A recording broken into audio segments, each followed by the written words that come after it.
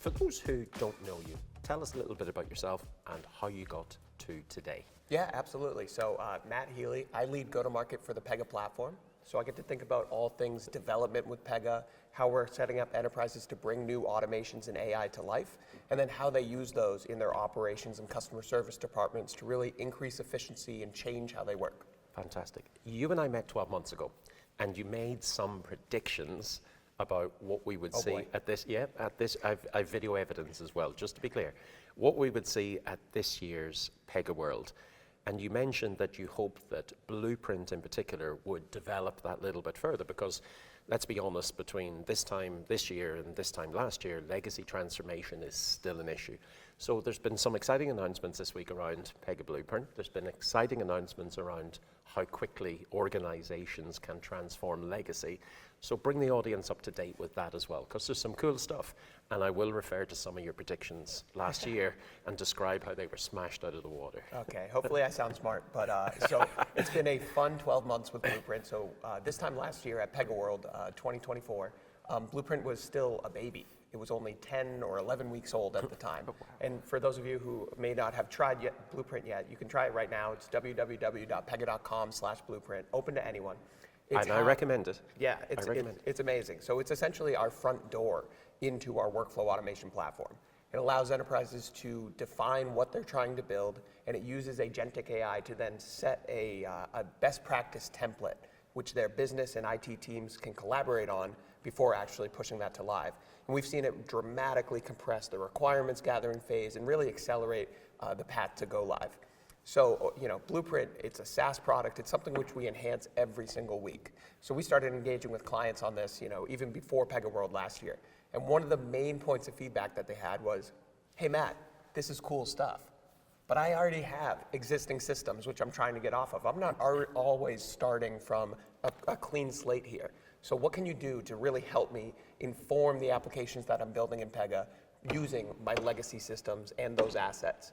So this year, we're pleased to announce that Blueprint has a set of new AI agents which allow enterprises to bring assets directly from their legacy systems. So things like screen recordings, UI screens, legacy documentations, standard operating procedures, whatever it may be, bring it into Blueprint, and AI will analyze it and turn it into a future-ready application on the cloud so you can go and turn off that legacy system.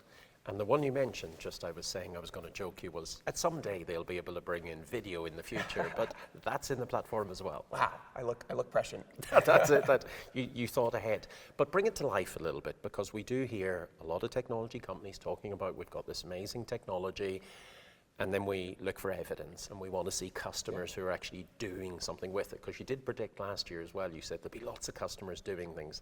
So are there lots of customers doing things? Yeah, Blueprint is the fastest adopted capability in Pega's history.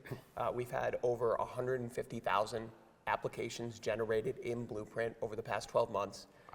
You saw on the main stage, Vodafone Networks. They're using Blueprint as a core accelerator as part of their operating model for deploying new workflows and getting off of legacy systems. And what they talked about, which I'm super excited about, I didn't know it was going to be this fast, but they are getting new workflows, new automations to live in their network operations division in 40 hours around Blueprint. And I think people will struggle with that, because if we walk through the process of transforming legacy, normally we're into months of meeting with the business. And I think there's a big gap there. And this is the bit that I've struggled with as a technology professional over the last 30 years. Like, the usual Gantt charts don't work because customers can't consume them. The ability for technology people to actually describe what it is going to look like and what it's going to feel like. And again, now across platform, across context, with chat, on mobile, it's difficult. And the business themselves can't quite describe what they want. And this is where I have to say I really adore where Blueprint is starting to bring all this to life. So now I can see before I go to live what's actually happening. Bring that to life, because we've seen a lot on stage this week, and a lot of the audience won't actually have been in the room to see some of this amazing tech. Yeah, no, totally. So Blueprint, I like to think of it as almost like a mural or like a whiteboard type application, but purpose-built for business process design and application design. So it allows you to have, 10, 20, 30 various stakeholders across the business and across the IT teams all working on the same application design. putting in their requirements, changing the data model, defining the logic for the various steps, whatever it may be.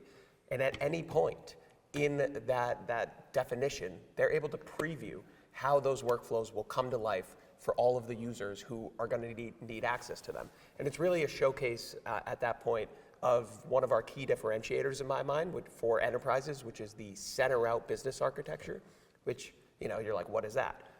The whole thing with that is that workflows are abstracted from front ends. Mm-hmm. So enterprises, of course, they need to serve customers through self-service channels. They need a mobile application. They need to be able to plug workflows through to the website. They need people in the back office who actually do work for those workflows that are running. They need a contact center to be able to engage customers when they call in who need help with regard to one of those workflows. So they need to serve so many different constituents. So our approach allows them to define their process once and plug it into all of those channels for all of those users who need it. And you're able to view all of those channels directly in Blueprint for your workflows as you're making changes to them. And I think that is the exciting and the interesting bit, because you're seeing this when you're describing all of those different channels. It isn't that they're happening separately, they're all happening at the same time. And again, the interesting bit you're starting to see is customers hopping across channels. You need that same contextual context, and therefore to be able to envisage it is really cool. Yeah. And I watched someone actually adjust the flow live as it was happening as well. Now, we'd be a little bit remiss if we didn't use the word Agentics during this interview. Have you heard of this? Okay, alrighty.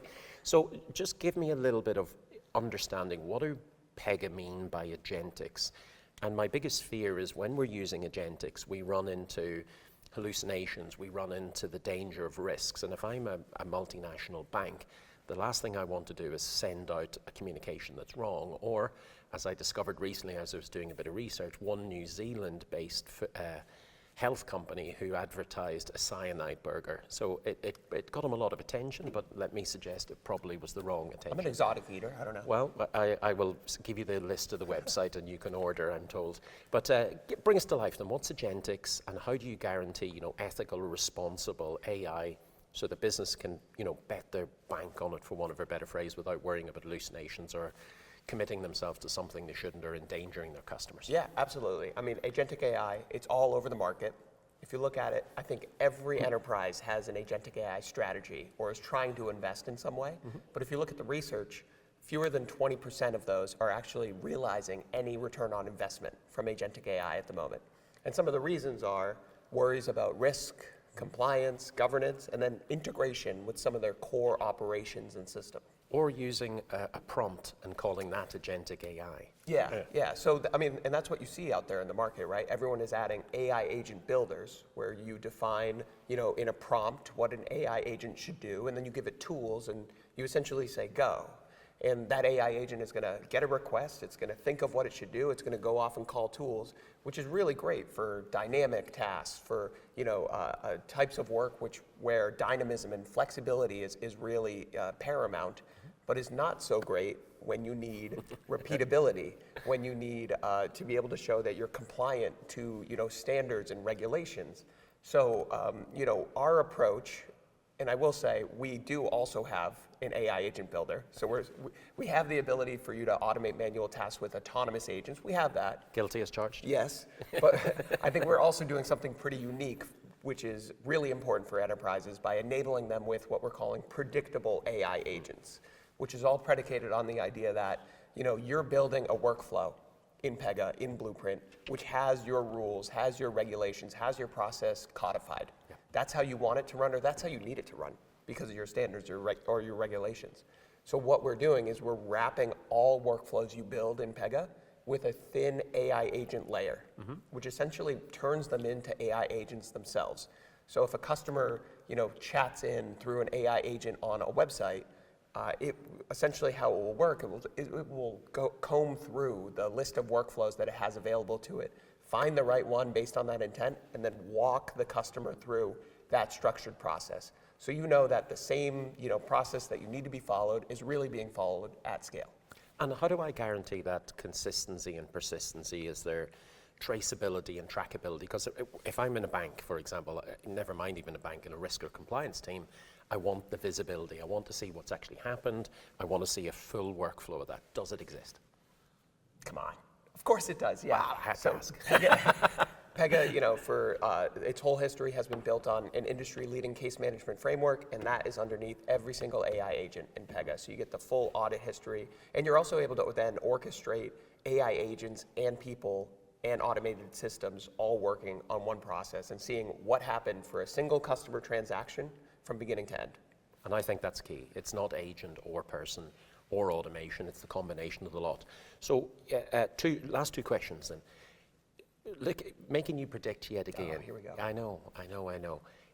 The things that I think are exciting in the market or needed is organizational agility. So I want to describe over the next 12 months, how is Pega actually going to help organizations' agility in the market? And then I want you to make some other predictions. What else is going to happen in the next 12 months? And then we'll test you in 12 months' time. Yeah, so I think in terms of agility, one of our main focuses, building on some of the capabilities you saw this week, is helping enterprises get off legacy systems and help them do that fast. There's so many mainframe applications out there, homegrown Java applications, Lotus Notes applications, IBM Domino stuff. Like, there is just a ton of legacy that is hindering enterprises' ability to serve their customers in the ways that they want to, and also really hindering their ability to adopt new and emerging AI capabilities. You can't slap AI on a mainframe, right? No, you can't. So they need to get off of those. So we have those new capabilities in Blueprint, and we're also tapping into the ecosystem to really help us get enterprises from where they are today to new agile, AI-infused, automated workflows in the cloud, and do that fast. So we have new partnerships with AWS, with Google Cloud, and with a number of SIs, which bring together their source code analysis tools for things like understanding COBOL applications or whatever it may be, and using that insight to then generate blueprints automatically to then quickly bring new workflows to the cloud so you can turn off those legacy systems once and for all. Yeah, people are going on YouTube now going, what is COBOL? Yeah. But when their mothers are coming out earning more money than them as consultants, there's something up. Yeah. So give me your predictions. And if you and I are sitting here in 2026 and you're saying what has happened with the Pega systems, what are you going to tell me is now available to customers, and what success stories are going to be out in the market that we're all going to be seeing on stage? I think, to me, this is the year of adoption. Everyone has released their AI agent capabilities. We've done the same. Now it's which ones work in the enterprise, and how can we actually build those capabilities into core operations and core service functions within enterprises to really unlock the value that they're looking for. So I am predicting, put on my prediction hat here, that we are going to have clients on the main stage next year talking about how they've infused their operations and service with Agentic AI to dramatically increase efficiency and their customer experience. Oh, I like that. No, you've stayed very broad, but I'll allow you away with that. Look, this is the moment that we're in at this time. We need great people. We need great software. We need great applications. We need great cloud-based applications, SaaS preferably. We need agentic labor. We need all of that working together because the world demands it today. Matt, until next year, thank you so much indeed. Thank you. Brilliant.